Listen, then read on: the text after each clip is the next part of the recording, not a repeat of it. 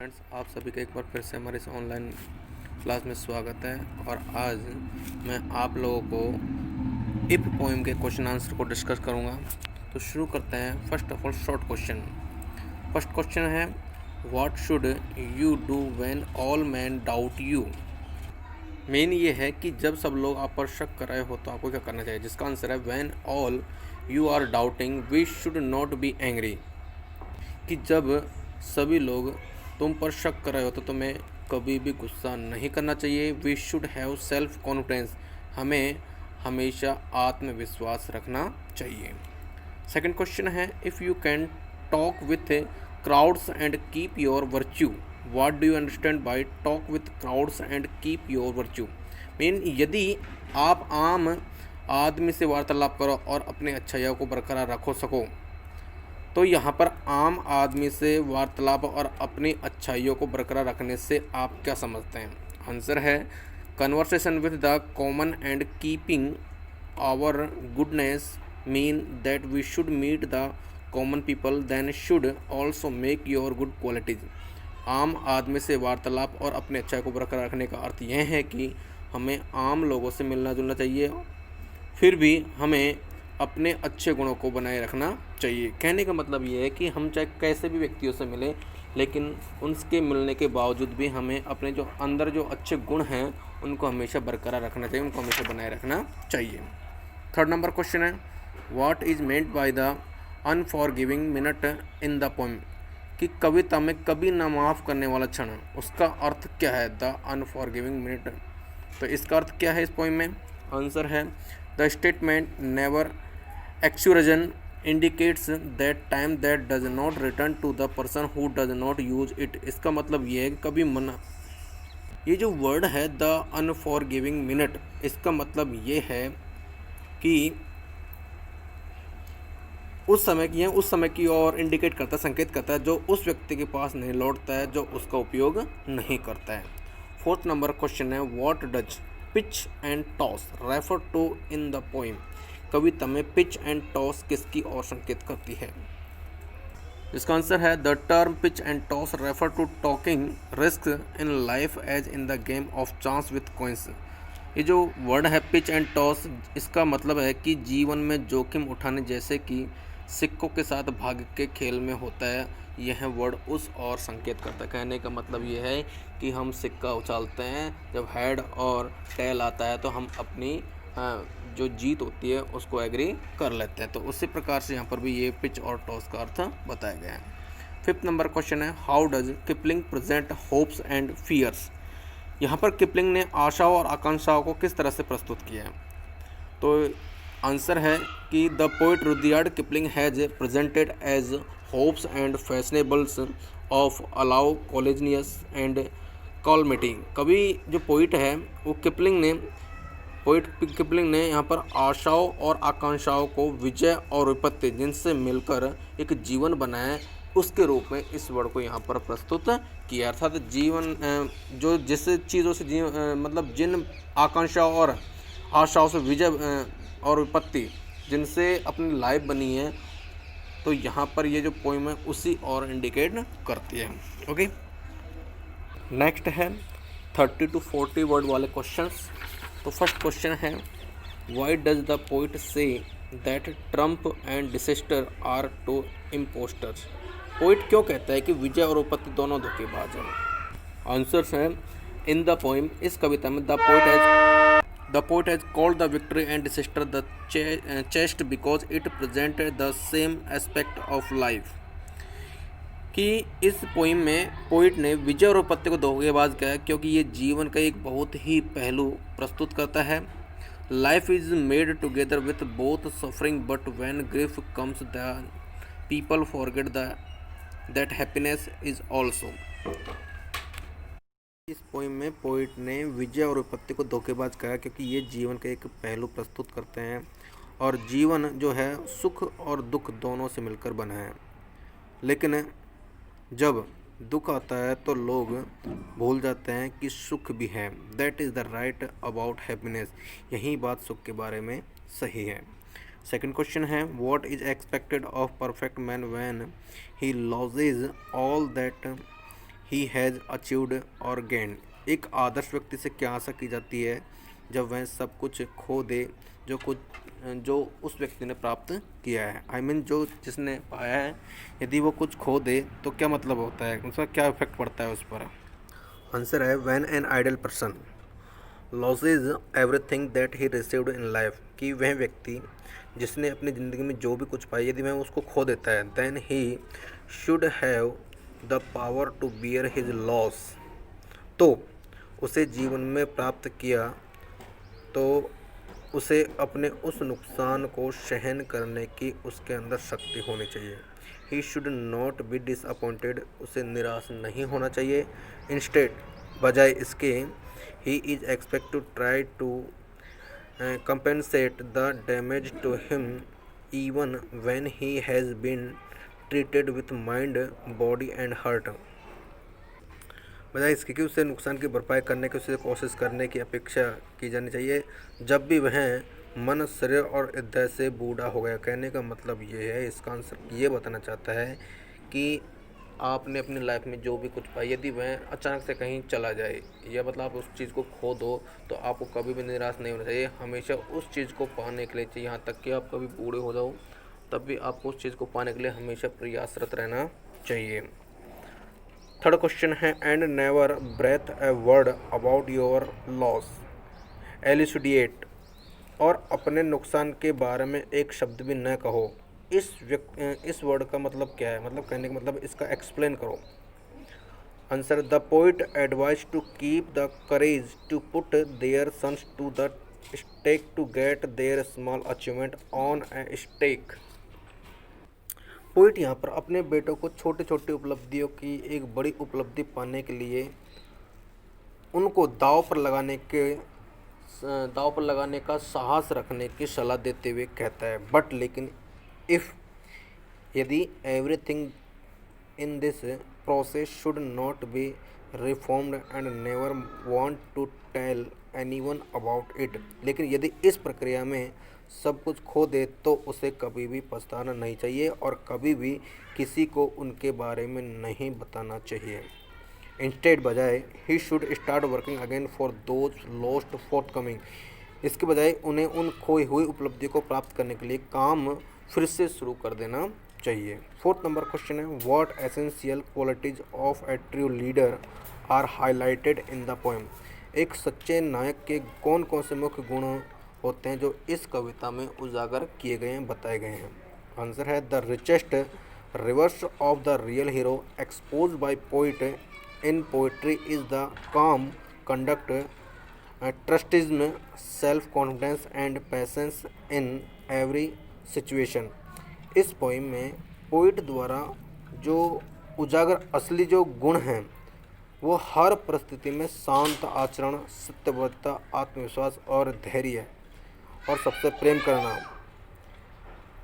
और उसके पास कठिन परिस्थितियों में असीमित सहनशीलता और शांत स्वभाव होता है। आंसर को दोबारा से रिपीट करता हूँ, the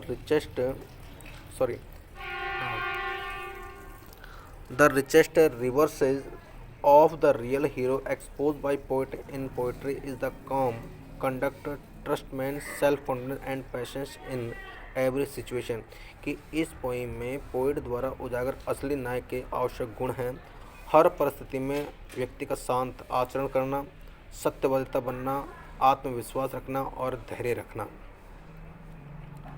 He loves the most love and has an unlimited tolerance and काम नेचर इन डिफ़िकल्ट सर्कमस्टेंस, वह सबसे प्रेम करता है और उसके पास कठिन परिस्थितियों में असीमित सहनशीलता और शांत स्वभाव होता है। He has the courage to risk and he uses time in life, उसके पास जोखिम उठाने का साहस होता है और वह जीवन में समय का हमेशा सदुपयोग करता है।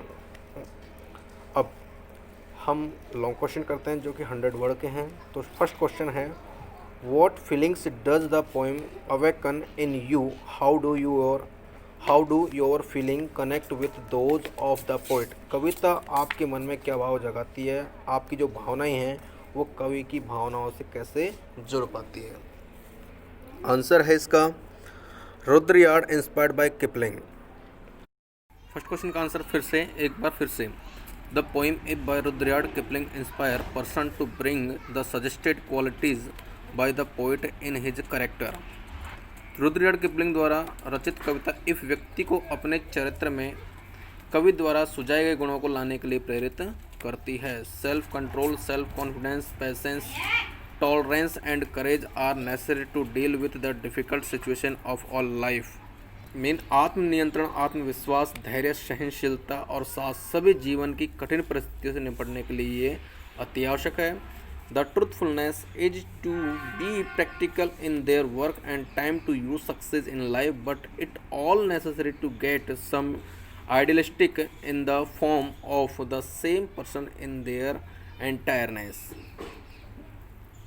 कि सत्यवता, अपने काम में व्यवहारिक होना और समय का सदुपयोग जीवन में सफलता पाने के लिए आवश्यक है, परंतु ये सभी अपनी संपूर्णता में साधारण व्यक्तियों द्वारा अर्जित करने के लिए कुछ ज़्यादा ही आदर्शवादी प्रस्तुत होते हैं। But still the poet is right in that case of emphasizing this all these things are necessary to make achievement in life, and tops to the person is the right to make human rights। और ये सभी बातें जीवन में उपलब्धियाँ पाने के लिए और सबसे ऊपर व्यक्ति को सही अर्थ में मनुष्य बनाने के लिए बहुत ही आवश्यक है। सेकंड नंबर का क्वेश्चन है अब, the poem concludes with you will be a man, what kind of a man is implied here. कविता का अंत तुम एक मनुष्य होंगे से होता है, यहाँ किस प्रकार के मनुष्य की ओर पोइट्री इंडिकेट करता, संकेत करता है, जिसका आंसर है the poem ends with if you will be human. Kavita if तुम मनुष्य होंगे के साथ समाप्त होती है। द पोइट मीन्स कवि का मतलब दैट कि the person is form from that person who is with the qualities that are not found in the simple humans. कवि का अर्थ है उस प्रकार के व्यक्ति से जो कुछ उन गुणों से युक्त है जो साधारण मनुष्यों में नहीं पाए जाते हैं। फॉर सेल्फ कंट्रोल, आत्मनियंत्रण, सेल्फ कॉन्फिडेंस, आत्मविश्वास, पेशेंस, धैर्य, ट्रुथिज्म, सत्यता and everyone is such qualities that are used in difficult situation. ये सभी जो गुण हैं वो मुश्किल हालातों में उपयोग में लिए जाते हैं, प्रयुक्त किए जाते हैं। The same person is above the normal person.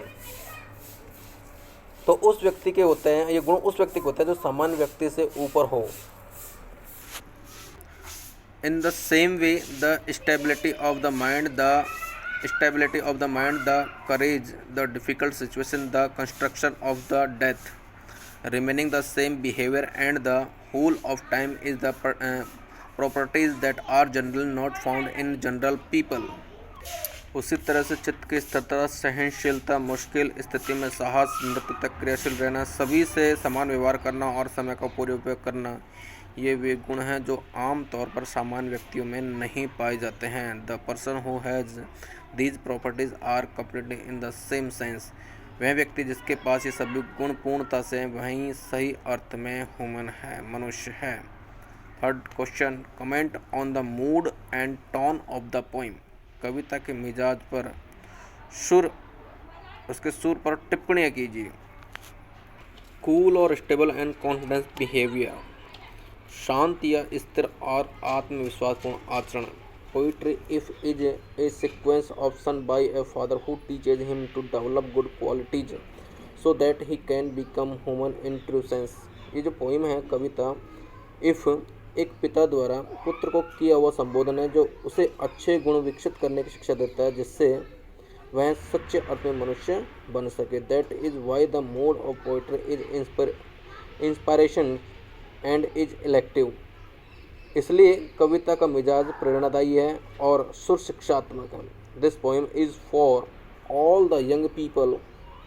यह पोइम सभी नौजवानों के लिए है। It makes them inspired to get self confidence.